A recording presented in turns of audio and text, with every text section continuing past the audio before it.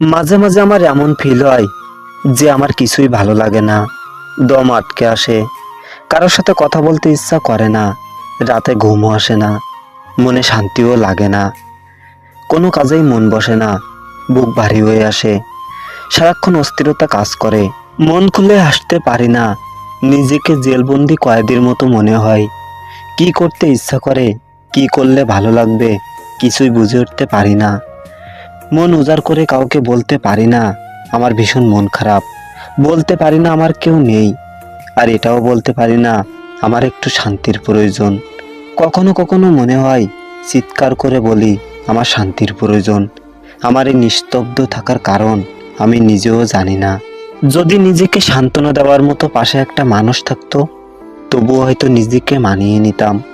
জানি না সুখ আসবে কিনা আমার জীবনে, কিন্তু চেষ্টা করব শেষ নিঃশ্বাস থাকা পর্যন্ত।